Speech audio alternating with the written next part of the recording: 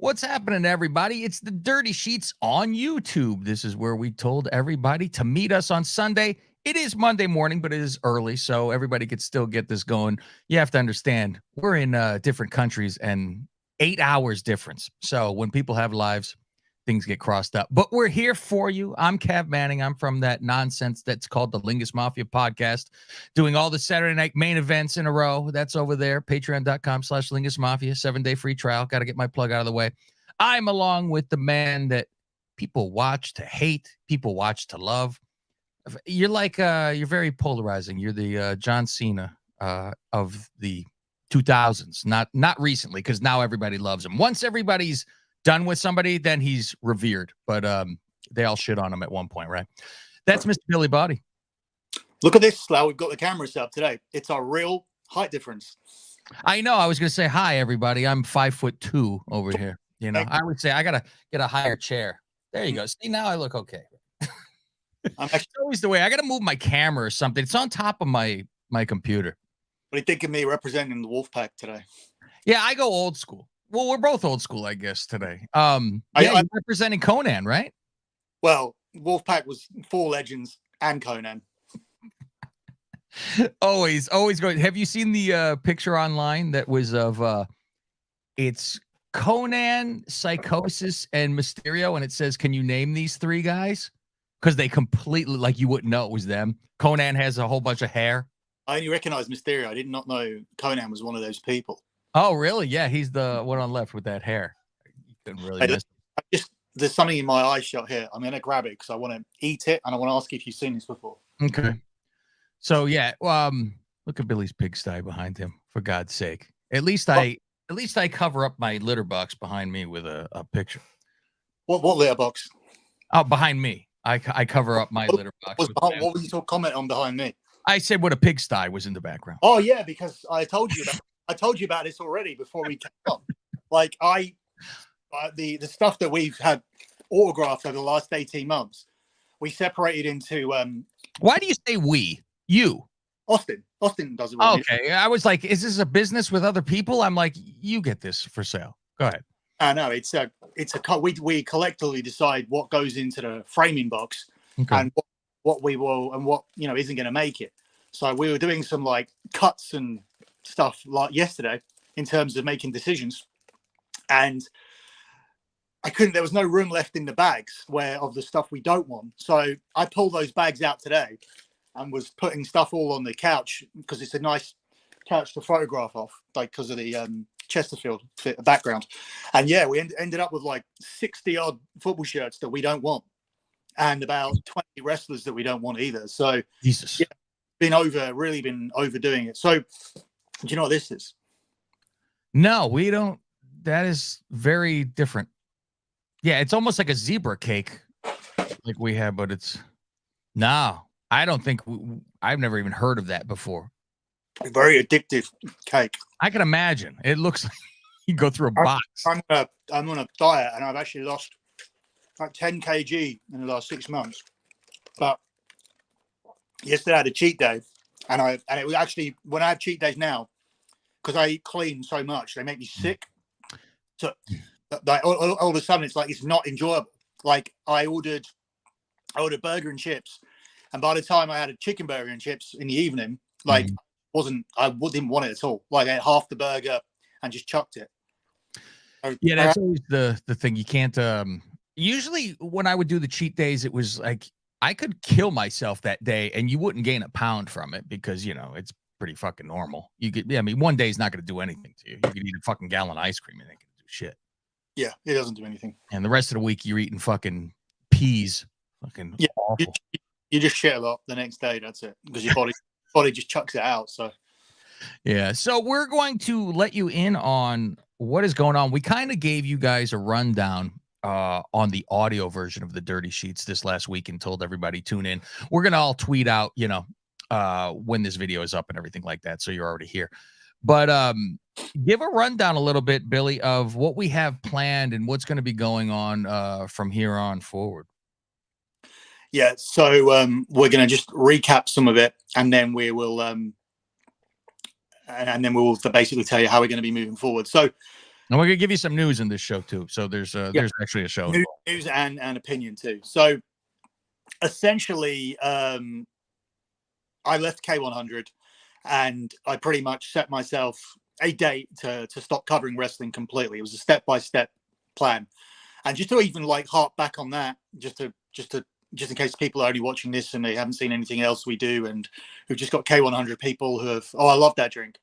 It's fucking fantastic. This one, the Sour Patch Kids. Oh, sorry, it was C4 Skittles, but I like that too. I got C4 Skittles in the garage too, but the Ghost fucking Sour Patch Kids is fucking fantastic. Oh, when my Muhammad Ali's come, I might ask you to toss me over some cans. Okay. So yeah, after I left K100, and it was a case of me leaving. Now, I will say that it's debatable, and it's like a half and half, but I'm not going to be suspended from a podcast that I don't really want to be on.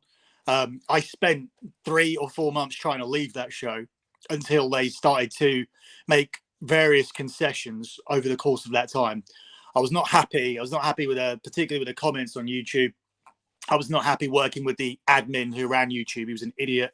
I think we know who I'm talking about. And yeah, just generally, there's nothing like working with Vince Russo at all.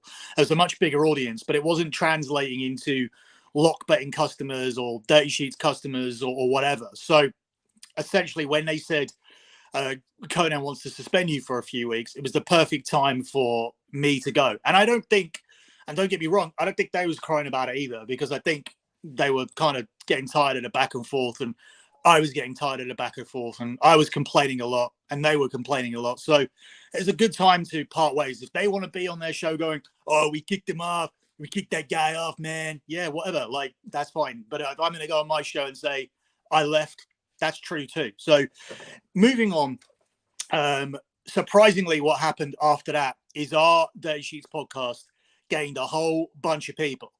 Now, the only conclusion that we can draw from that is that we took me off their show.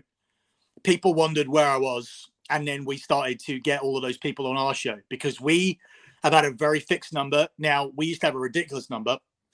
We used to do 60, 70,000 people an episode before iTunes rejigged everything and changed the numbers completely. So I remember back in the day, Conrad Thompson claimed that he had more listeners than TNA. Well, that was under the old measurement. Now you only get paid if you have pre-roll completion and mid-roll completion. You don't have to get to the final advert, but you need to basically have enough listeners digest 50% of your show. That's the only way that you get a listen. So even if people download your show and they want to listen to one bit, for example, on the Sports Gambling podcast, I give away a lock at the end of the show. You know how we do the locks. Yep. So if people fast forward and they try and listen to the lock, we don't get a download for it because they skip past the adverts. The numbers now are advertiser friendly, whereas before advertisers were paying a whole load of money to advertise on shows that claim they had 100,000 people, and they didn't have anywhere close to 100,000 people listening to their entire show. So our modern day numbers, which have been fixed, have been relatively consistent, but they have been almost not twice as much, but definitely, I would say, a 35% increase on those numbers since I left K100. And that has been sustained since WrestleMania, which is a surprise. So I said to Cav, originally I had a leaving date in mind. It was when Roman lost the title. I said to Cav, after Roman loses the title, I'm not fucking doing this anymore. I said, for me, it's a stretch to do, but it's a stretch to watch the product, concentrate on it, have to watch it within a certain window, and then discuss it as well. But the entertainment that the bloodline brings and that storyline makes it worthwhile. And there are other elements as well. Everybody likes looking at Rhea Ripley's cleavage every week now. So there are bits and pieces, but it's not enough for me to carry on podcasting for no or very little money, and to stress myself out and mostly deal with these idiots on Twitter, because you can't do podcasts without social media. The two things go hand in hand. It's not really an option to do wrestling podcasting and not talk about wrestling on Twitter, because you will never grow your audience. But then Cav had dealings with these people a few weeks ago and got more of a taste of what I deal with every single day. So it was more so a combination of things, with me not being on K100, me not wanting a situation to present itself where another show reach out to me or contact me. I recently talked to Ringside News about doing something with them. I recently touched on maybe doing something more with Brad Shepherd, but I thought to myself, how many more times are you going to get more involved with this rather than going in the other direction? But this is different because this is our existing fan base, most of whom, 67% of those guys have been with us every single week for years and years and years, since 2015. So what I'm going to do now is I am going to do more wrestling content. So this is how it's going to be moving forward. We are going to do our regular Dirty Sheet show, and that's going to be 100% free every single week. However, whilst it's still going to be a podcast, we are going to bring it to YouTube as well. Now, there are some things that we need. There are some things we need to qualify for. We need to tick a few boxes here on YouTube in terms of the number of uploads that we have and in terms of the number of combined hours of listenership that we have. We used to qualify simply through our subscribers, but now there are new metrics that you need to qualify under. So we are trying to do that at the moment. Once we pass the qualification process, that regular Dirty Sheet show will become a simulcast. It will be put out as a podcast anyway, but it will feature questions that were asked on YouTube. And the only way that you can ask the questions on YouTube is to watch the show live on YouTube. So to reiterate how that's going to work, we're going to pop on here on Friday as per usual. We're going to do our show and put it out as a podcast as per usual. The two differences are going to be, you're going to be able to see our faces on YouTube, and you are going to be able to contribute to the show on YouTube. So very little is changing other than the fact that we are allowing interaction, negative or positive, and that's what we're going to be doing moving forward with the regular Dirty Sheet show. On top of that regular Dirty Sheet show, which I should say, Cav is not going to be on from September to January because we also have the NFL to do, and there's only so many hours that we can get together on a Friday. So temporarily, the video show will just be me from September to January, and then Cav will return in time for Royal Rumble. So that's the first thing. Second thing is going to be the shows that Cav will be doing between September and January will be the NFL show, which will be on the Lock Betting podcast. You can get that for free. So head over to Lock Betting and subscribe for that. And he will be on bonus shows with me. So every single week, there's going to be a bonus show. We are beginning 3 brand new series of podcasts that are going to be coming out. The first one's going to be called Wrestling Lists, where me and Cav once a month are going to break down the lists of wrestling. So the top 10s. This can be the best wrestler, the best draw, the best matches, the best character, the best heel, the best babyface, the best SummerSlam, the best WrestleMania, whatever comes to mind. There will be obviously 12 episodes per year. And hopefully that can be something that sustains us past Roman Reigns losing the title, and we can do those lists for a couple of years. There's so many ideas that we have for those. I mean, immediately, best WWE champion, tag team champion, intercontinental champion, best women, best looking women, best matches, best SummerSlam matches, best top 10 Bret Hart matches, top 10 Hulk Hogan matches. Yeah. You can do it forever. So that's going to be the first one, Wrestling Lists. The second show, which we're going to do every 2 weeks, is going to be the Wrestling Informer. Everybody keeps asking for it, so we are going to bring it back. We're not going to do it every week because that puts pressure on us, like the pressure that we had last time. We fill the show with, God forbid, trying to be entertaining and trying to have banter and conversation. But unfortunately, a lot of wrestling fans have failed to inherit a sense of humor. And that's why that part of the show proved unpopular. So we are going to try and do a format that very quickly gets to the news, and it's going to be more of an in and out. So we'll still banter and whatnot because we can't help ourselves. We just killed 5 minutes at the top of this show, unscripted, but we will focus more so on keeping that very tight and making it a tight 30, 35-minute show talking about the wrestling news, but within a 2-week period.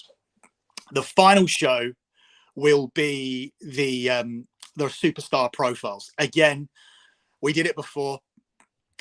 We were between this and Back to the Monday Night Wars, a show that's failed twice, and I think I'd have to fucking hold Cav hostage to get him to do that show again. So, yeah, especially when you were snoring after I was doing all these fucking notes and this and that. I'm like, motherfucker, I don't even want to do this show, and this fucker's sleeping.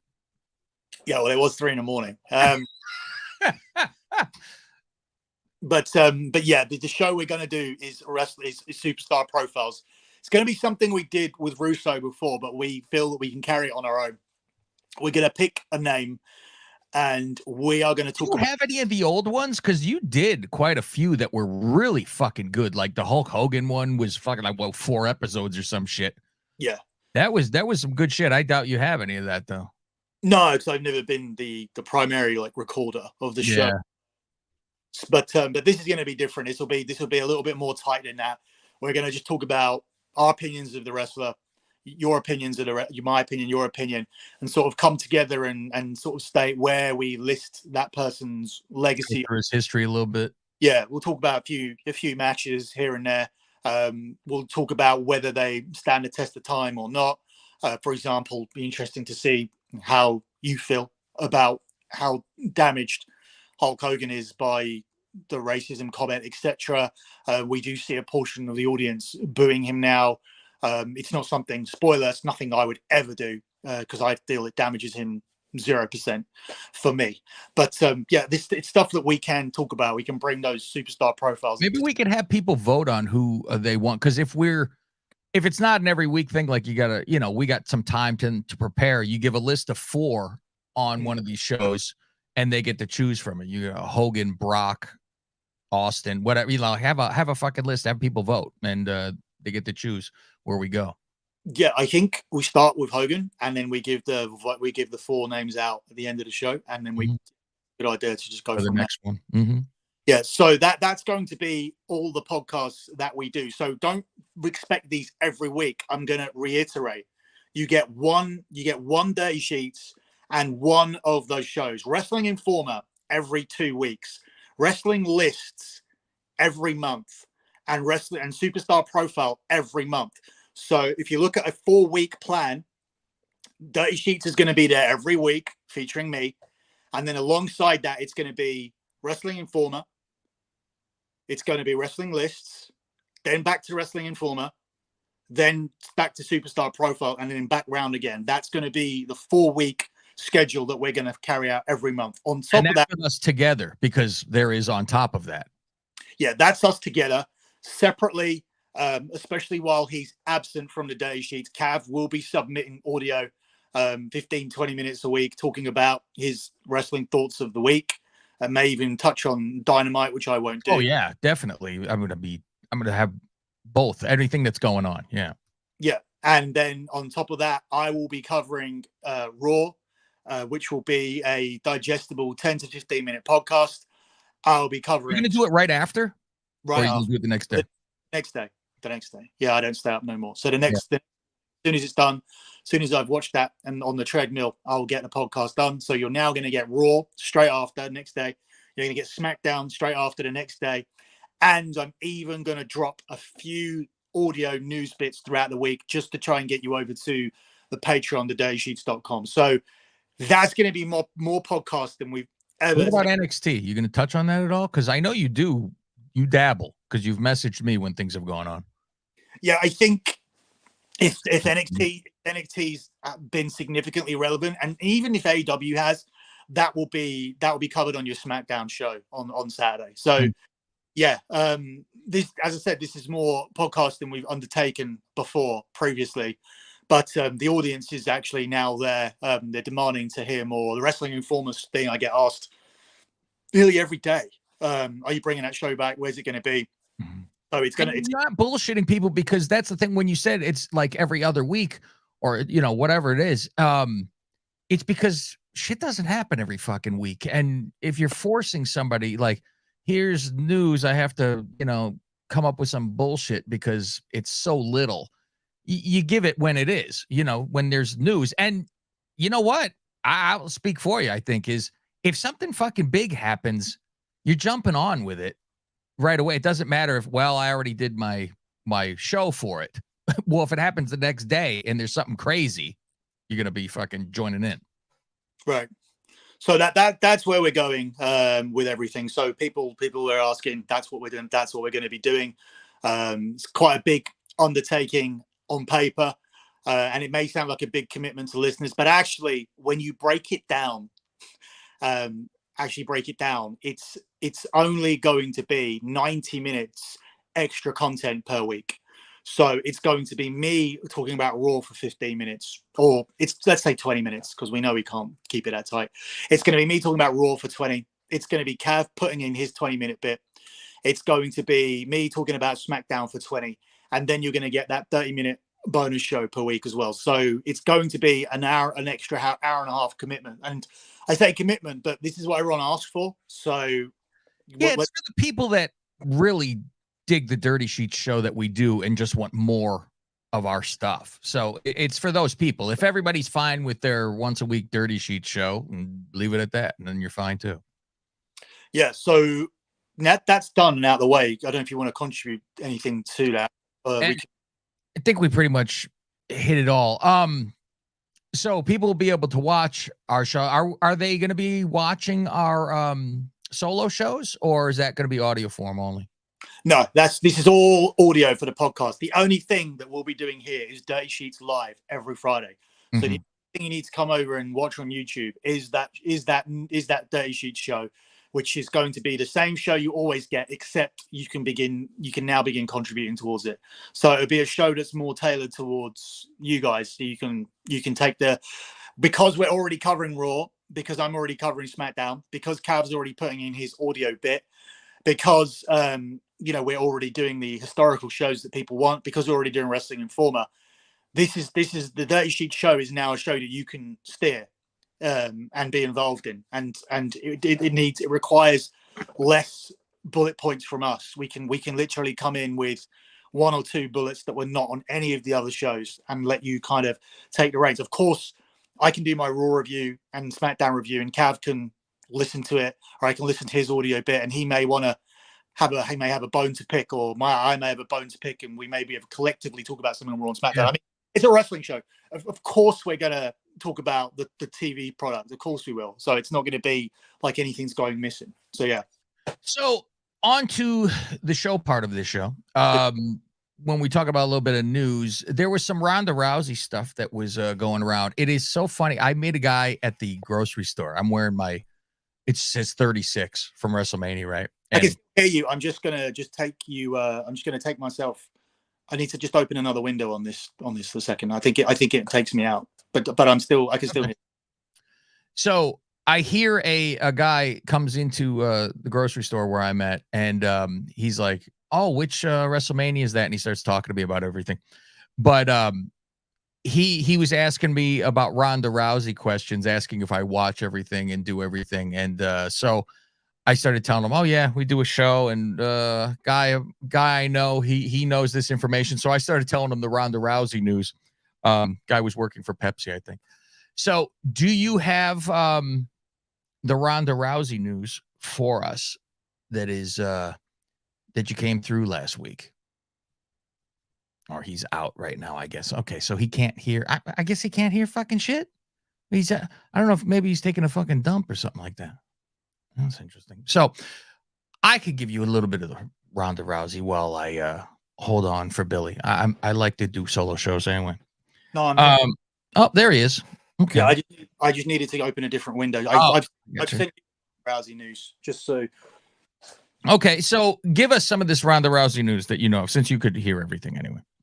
No, I've sent it to you instead, because so you can read it, and we can discuss it. Okay.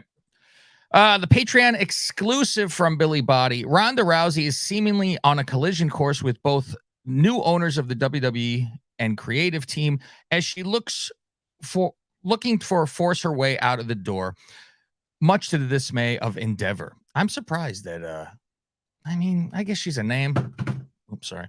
I guess she's a name, but Do you really fucking hurt without her there?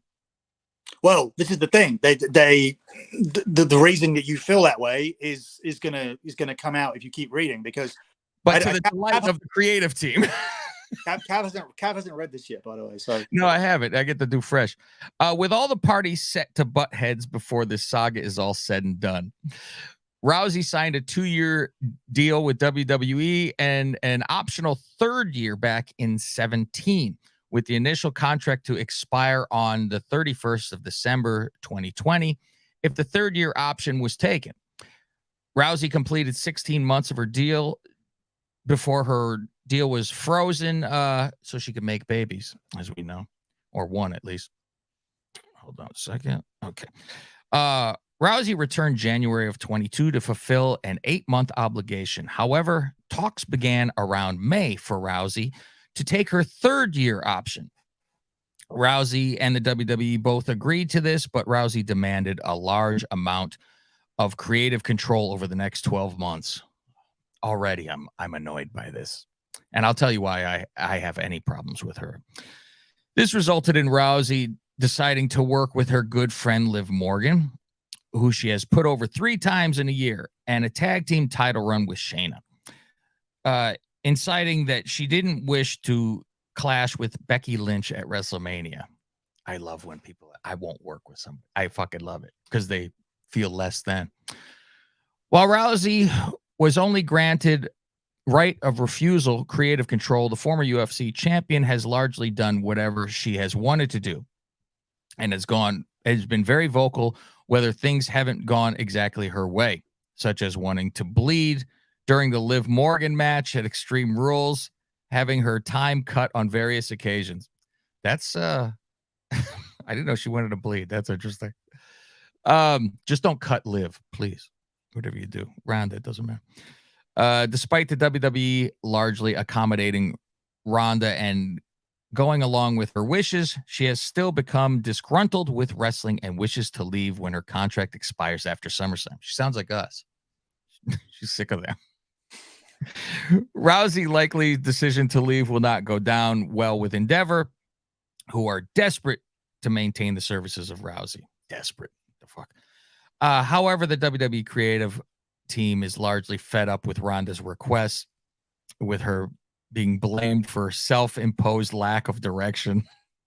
Triple H has tried to make it clear that he is not responsible for Rousey's star power dwindling, and has outlined that his intentions were to book her far differently, with several creative members sick of the how do you ruin Ronda's narrative. Okay, now my eyes are falling apart. Hold on. Okay. With that said, it's extremely important to note that several sources claim Ronda Rousey's entitlement isn't entirely unjustified, given that has been continually, promised a run alongside Paul Heyman. Unfortunately for Rousey, that idea has been continually postponed and extended the bloodline story, resulting in Ronda being allowed to Philly dictate or fully. I think you said Philly. To Philly dictate. Is that an English thing? It's a typo. Okay, that makes more sense. I'm like, oh, affiliate. As a way to compensate for not delivering on their. It jumped. Okay.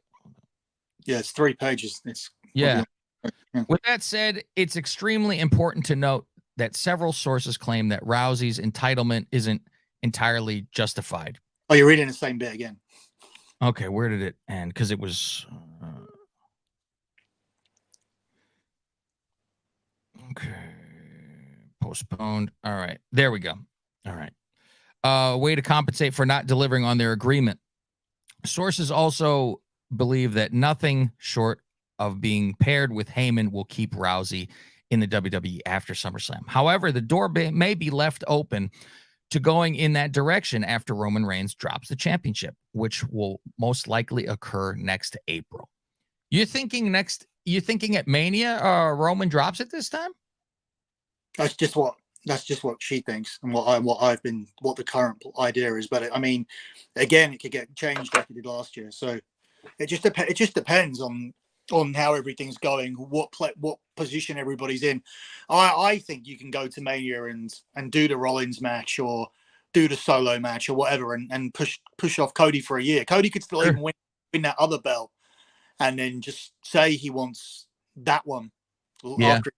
I mean, it doesn't have to be straight away, but I think that's what people are expecting, and I think Ronda, among other people, were expecting that switch to happen last year. But it's a good thing it didn't, because the bloodline's still on top and the number one thing. But I mean, to sort of summarize that story, which Cav read out, the reason it's important, I think, to read it out is because it sort of goes into older details of the contract and everything else, and why the timing is now of the contract exactly finishing at this point.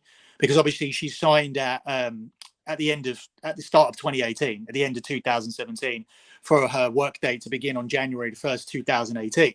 So obviously that expires at the end of 2020, which Cav said there. The reason that's not in play is because she hasn't actually worked 8 months of that deal. So she still owes the minimum amount. She came in and did that after the pandemic, which is at the start of 2022. She then worked those 8 months, which took her to SummerSlam. And that's when and it was just before SummerSlam, where she actually took on the final year option. That's why you get a SummerSlam to SummerSlam ending of the contract. So that's that part explained.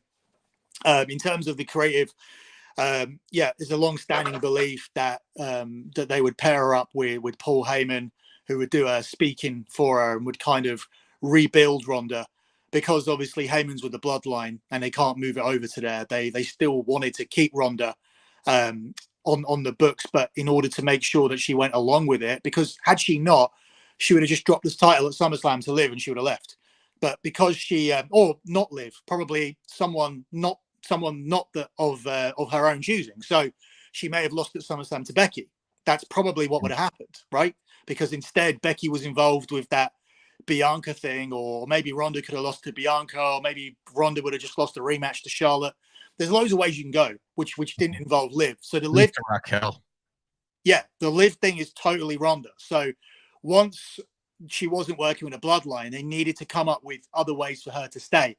This is what they regret, because the one thing that's clear in that story is WWE creative and Triple H are sick of reading and being accused of being the reason why Ronda isn't over, or why someone like Cav sits there and says, why are they trying to keep her?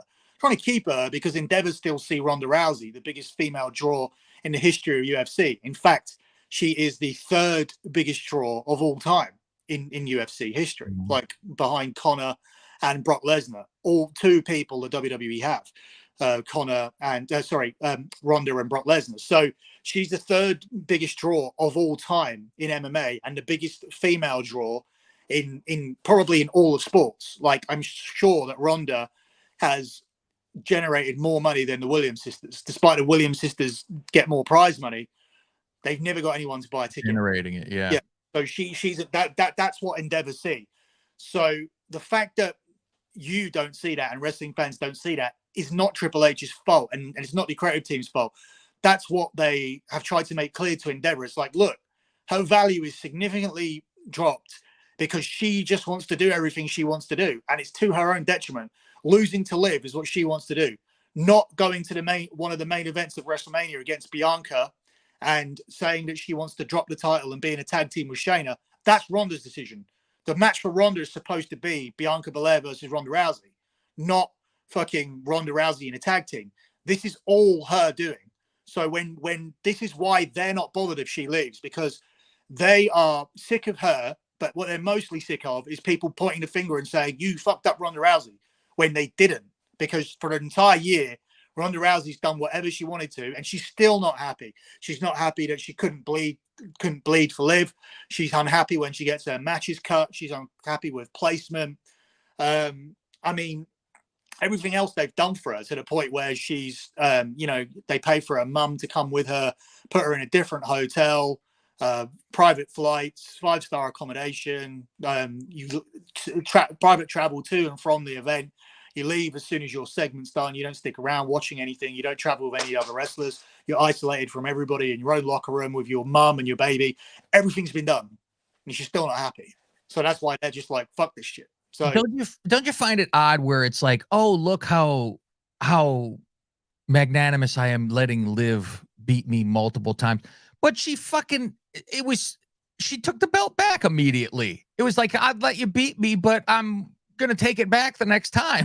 Well, it's not full creative control. I mean, it has to be a case of, can we do this? Can we do that? I think the original plan was simply a case of having it cashed in on for Money in the Bank, and then right at the end of the contract, and then seeing if they needed to take the belt of her whilst they were negotiating the 3rd-year option. Once it was negotiated, they put the belt back on her and thought they were working towards a big match at Mania, which is what would like it should have been. Ronda versus Bianca, or Ronda versus it was never going to be Ronda versus Rhea Ripley. I did see that rumored, but I only heard it was supposed to be Ronda versus Becky. So once that refusal to work with Becky came along, and they started offering up other options in terms of, should we do the Charlotte rematch? Would you be willing to work with Bianca Belair? And to say, Ronda would have gone into that one as the challenger after the whole Charlotte Flair thing was done. Mm-hmm. So after Charlotte Flair winning the belt, that was all set up for her to go on over to Raw to do the match with Bianca, which she still didn't want to do. So it's like, you don't want to work with Becky, cool. Lose the belt to Charlotte, and then we'll move you over to Bianca. Yes, I'll work with Bianca. Next week, actually, no, I don't want to work with Bianca. But we've already done the title switch. Oh, well, I don't care. I don't want to. I want to do this shit with Shayna. And then now it's like, oh, I want to work with Shayna. Oh, can you lose the tag belts before you leave? No, I want to lose the tag belts now, and I want to work with Shayna before I leave. Even that is her. My thing with her is, I don't think like her work is shitty or anything like that. It's fine. I think it's when she pretty much goes off script, where if somebody says something to her and she tries to have a comeback and talk shit back, where it's like, you're probably not supposed to because you're the bad guy and you're supposed to be the one getting, shit on or something. Like, she always just like overpowers and starts yelling on the mic while somebody's talking or something. It's little shit like that where it's like, you don't know how to, work when it comes to, how to go back and forth, where, yeah, you can get put down. You're the bad guy. You're not supposed to have a witty comeback to, you're supposed to be put down and be like, motherfucker, you got me, instead of being able to bury the fucking good guy. So, should we do before we're out of here, we only got a couple minutes left for everybody. Blood and Guts. We'll say one thing about that, just to finish up. I do find it strange that she was better in her first year than she is now. Just everything. I don't know whether it's a level of first match was fucking unbelievable.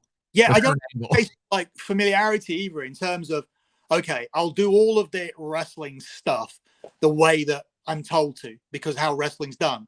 Yeah. Now it's like she wants to bring her own edge into it. It's like saying, oh, I think this stupid. Oh, I think it's dumb that I don't get a comeback, because in real life I would do this. Just like the whole thing with her and Becky, why did Heat in the first place?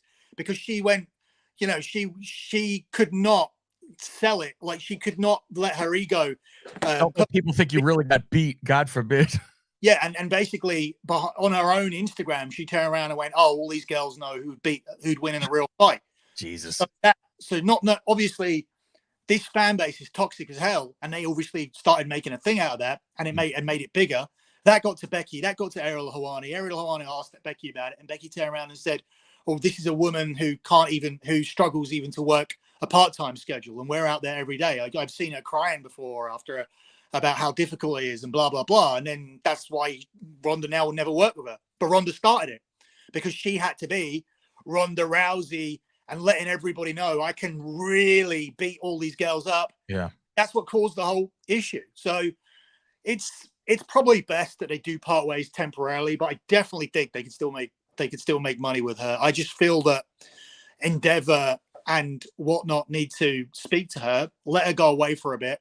And then if she does come back, just say, look, we are going to take control here. Like, we are going to book, just relax and just do as you're told and listen to us, and you'll make more money and you'll be a bigger star. The problem is that she's not incentive-based pay. So she walks out with her 1.5 million, no matter what she does, then that's probably the issue. Do you think she wants to do any of UFC since, what is it, Nunez retired? Is that her name? No, she won't. I don't think she'll beat anybody. I think the timing of Ronda Rousey with her very basic kind of, she was very one dimensional, and in terms of let's fucking try and wrestle you, get you into an arm bar and submit you. I think new women coming through as MMA got bigger because of her. She's a pioneer. Yeah. I think women are more wise to that, and they're strategically better. And I don't think she'll beat anybody. So, do you want to do any blood and guts? Because I know you're on a time schedule. Yeah, top 5. That's fine. Okay. So this match, good fucking Lord, man. I was looking forward to this kind of shit, and I'm like, 5 stars, by the way. Not 7? Fuck. Yeah, it was a little rough where you go. I mean, I used to be such a Mox guy when he was Ambrose. That was my guy in the Shield. And I'm like, what the fuck? I am just surprised like Renee doesn't say to him, what the fuck are you doing? Like it's like he said, like we talked about before, where he said, oh, I think every match you should bleed because it's a fight. And I go, but the rest of the card is phony as shit where they're doing dance contests. But we're supposed to believe you're in a real fight now with your match, at least. Right. This is the real part of the match. A bed of fucking nails. Fuck, man. This is I like how they did the ending though, where it was Pac going, fuck you guys, I'm out of here, and then Callis taking take a shit out of there too and saying fuck it. So then it was like, well, now you guys could lose because you guys have the less numbers. That made sense to me, at least, where because you would go, well, how are they going to fucking lose if they're supposed to be, this is their fucking match. What do you think about this whole thing? Yeah, I think the main things we wanted to touch on, not just in terms of, okay, the match is the match. Yeah.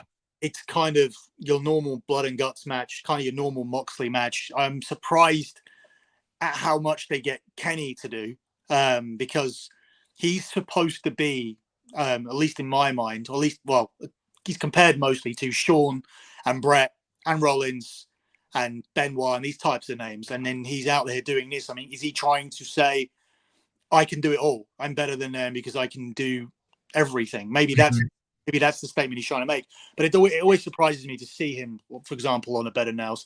But yeah, it's a strange one because the rules that were put out the week before, we did a big bit talking about why AEW had all of these rules, these weird things. Don't take objects from people in the crowd. Don't do this. Don't do that. But didn't a lot of it say you must ask permission before you're allowed to do this? So it wasn't like banned, but it was, you can't do this on your own. You got to ask if it's okay. And I think that might be because everyone fucking does it all night. And you'd go, I can't have everybody do it. One match here, one match here. That can fuck around. Not everybody. Perhaps. But I do think some of it was related to trying to get a new deal and whatnot, and trying to not lose sponsors and things of that nature. I do believe there was a financial motivation to it, although if you know what I know, this company will never make money. It just can't. It's not even set up to make money. You going to Wembley, by the way? I am not, no. Really? No. I think you'll go. Why? How would you not go? Because I will not. You gotta go. Why would I go? Because it's a fucking thing there. This is a fucking giant thing over there. You gotta fucking attend. And you can shove it in people's ass and go, look who's in AEW that's banned. Well, that's the first thing. But then I think very likely that my dad will pick up some free tickets nearer the time because it's not sold out. It's not near sold out. And the traders will pick up their tickets. And this is the shit I get most online. So I'll talk about that in a second. But so just finishing up on this. Sure. I'm of the opinion that rule, those set of rules and whatnot, rules and regs were put out, and there is probably a start date for it. I believe that Blood and Guts was probably the final time you'll see that, and I think there'll be that's probably a bit of finality there, where it's like, okay, let's just really ham it up and do it here. And now, when we do it, it needs to be shocking, because the reset essentially here has to be we want people to be shocked by blood and nails and all of these things anymore. We're not immune to it. And I think that match really echoed what I said and drew a line under it. And it's like, look, people are now expecting this, and you can never be expecting this. And what you expect is not something that will shock you. It goes hand in hand. If I expect something, there's no shock. Like if I order a delivery right now and the guy turns up with food, that's not a surprise to me. So that this is the thing, if right? there's extra in the bag, that is a surprise. Yeah, exactly. Free garlic bread or something. Yeah, there you go. Ooh. Oh, yeah, and that's what they need. And that's what they need to be. So the other thing is, I'll get it out here on video, and it's just like because it's so repetitive and annoying. I want to know what you thought about after it went off the air. How they fucking killed this. If you've seen that. I saw that. I don't have a comment on the handshake, really. No, not even that. I didn't even fucking think about that. I'm talking about the fucking thumbtacks thing after the show went off the air. No, I didn't see what. Oh yeah, the one of the Japanese guys. I don't know who the fuck it is. He fucking did a bump into the fucking thumbtacks just to show he, and it's like, well, isn't that supposed to be? Oh, if you would have been thrown in that during the match, it would have been horrible for you. He was taking bumps in the thumbtacks after the match was done. It's stupid little shit like that. You go, what are you fucking doing? We know it's bullshit, but fuck, man. Yeah. The last thing is that, so this week Dave was doing a story saying that it's going to be a very emotionally difficult for people to take once AEW passed the Mania number this week. Dave, no one gives a fuck. Like, nobody knows what. No, that's the most narcissistic thing I think he said. Because Mania number for what? WrestleMania 3. He goes, AEW is about to pass the real number for WrestleMania 3. And I think that's going to be very emotional, difficult for some people to take. And you're going to see a lot of shit online. You're talking at Wembley? Like selling tickets? Yeah. So this idiot thinks that enough people in this world that watch wrestling know that the great Dave Meltzer reported fucking... They weren't even alive. In the 80s. In the 80s, he reported that WrestleMania 3 did not draw 93,000. The real number that he found out was 78,000 and something, right? And he believes that every wrestling fan is going to know this. And they're going to be sitting there and they're going to be going, oh, God, AEW is approaching WrestleMania 3. And then they're going to turn around. The WWE fans are going to go, oh, my God, I'm so sad. I can't eat today. Why? Oh, because AEW show in Wembley surpassed WrestleMania 3 ticket sales. Is that really going to happen? Is anybody going to be emotionally upset by this? And here's the other thing. Yeah, like, I'm like, I hope they fucking do. I hope both of them sell 100,000 every fucking week. What the fuck? The more, the better. Yeah, well, they're not at this moment in time. I can tell you for a fact they are not past 60,000 ticket sales, because I'm going to reiterate it to you again. And some idiot on Twitter was saying to me, oh, why would bars need to know? It's their responsibility to know. No, it isn't. You fucking idiots. Go online. Have a look at how Wembley is set up. There's Wembley Stadium on one side. There's the arena that's right next to it. It's built in a built-up area. It's built up in a residential area, and it's surrounded by businesses. There is a shopping center, a mall for you Yanks, a mall, which is 250 yards up the road, right? So it goes Wembley Stadium, mall, Wembley Arena, right? Mm-hmm. So the mall, they all need to know how much security they need to put on. They need to know how busy is the mall going to be that day. Every shop needs to know their staff. All the bars need to know. The station is right opposite the stadium. When there's a soccer game, football fans are separated. One set of football fans need to go to the right, which is where my dad's bar is situated and my uncle's bar. And one set of football fans need to go straight, and they can only use the bars that lead up to the stadium. So as you walk up to the stadiums, there's a Starbucks, there's a Costa, there's a couple of hotels, and there's loads of bars, right? One's called Box Park, which is a huge bar that situates about 3,000-4,000 people. So that's how it is on a soccer, and it's the same. For my dad, he needs to know, and there's something called the Wembley Traders Association, where I'll probably get my tickets from. They need to know how many people are expected. The police need to know how many people are expected. They need to know how many staff they need to put on. How much security do they need to put on? Are the people who are attending likely to fight each other like football fans do, which is why they allocate separate bars? Every single security measure needs to be taken. And so far, no other thing has been said about this event other than the fact that we are estimating around 60,000 people. There's been nothing sent out to say that we are now 60,000. Congratulations, too. That's fucking not a joke either. But they're not at 60,000. Estimated they're supposed to be. They're estimated that they were supposed to be. The event is projected for 50 to 60,000, which is the same category level, which means you do nothing different. Because in the States, they can't do, what, fucking 10? What's that? They can't do 10 in the fucking United States. Well, this is what makes it even more bizarre. So, and when you factor in the fact that the prices are higher and you only have around about 100,000 viewers here, you're essentially asking, well, I mean, if you look at the combined viewers, it could be a case of people not watching every single week. They have hit 200,000 on some occasions, but as we know, we all run paywalls, and for this stadium to sell out, AEW are going to need 1 in every 2 people who digest their free television show to turn up to the stadium.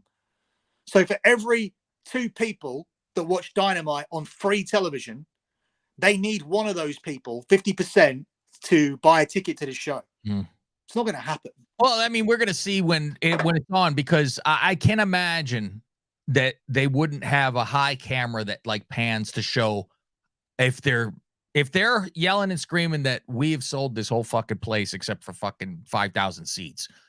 They're having a pan like they did at fucking SummerSlam and showing the whole fucking sea of people. If we only see from one side the whole fucking time and that fucking corner angle shot, then you know something's up. I mean, and there's going to be 5 billion pictures on fucking Twitter or X, whatever the fuck it's going to be called now. Yeah, well, paid attendance and how many people are actually end up there is a very different thing. But yeah, they're literally saying 77,000 sales. That's a complete lie. Complete lie. I tell you for a fact, it's a complete lie. All right. Well, we're done with this, kids. Hope you enjoyed seeing our gorgeous faces once again. My nose is all natural, by the way. Billy. I got to ask you questions about that one of these shows. Maybe that'll be on the question and answer. I'm dying to know how the fuck that went. And how bad it fucking hurt. I can't even imagine. I'm terrified of any surgery. I needed to get my chest fixed. How it fucking moves, right?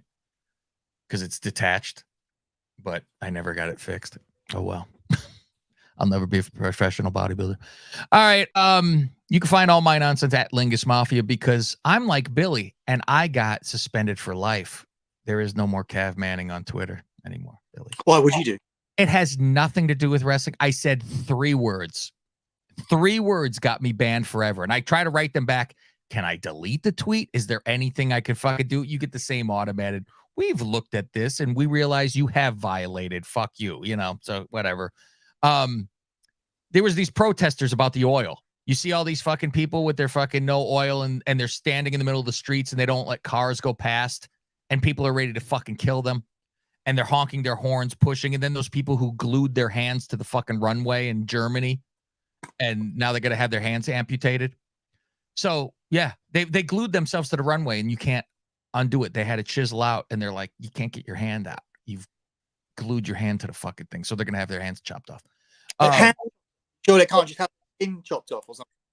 No, they're fucking like, it's from the wrist down. Their hand is in the fucking ground. They chiseled out the ground but they can't get their fucking hands out. Go check this out. I'll send you some shit. Morons. No oil. So what are the planes are going to go? You know what?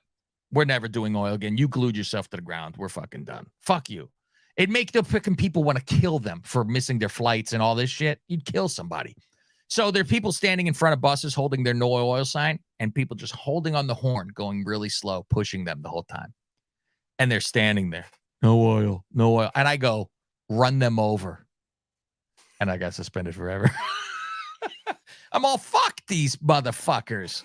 Fucking Elon suspend me for saying that. He should be all for it. I'm sure I've said that and I've not got suspended forever. You know why? Because Elon's against fucking oil because he has Tesla. There you go. He's all for them, probably. I go to Threads. Fuck you.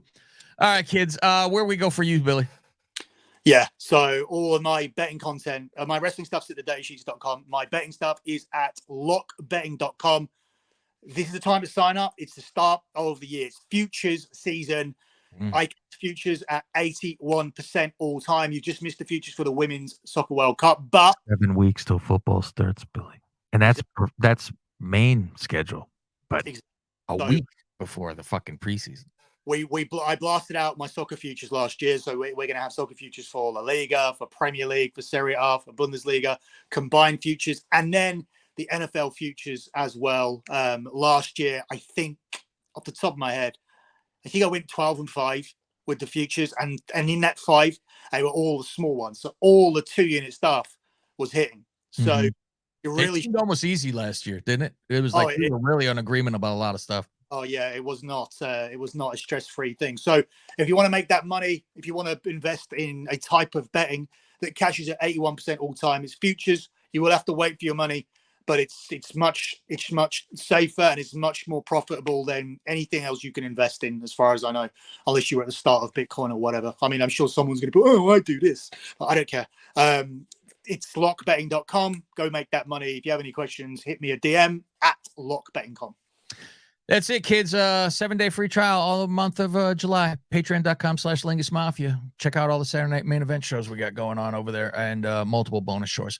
But for Billy Body, I am Cav Manning. We'll see you next week.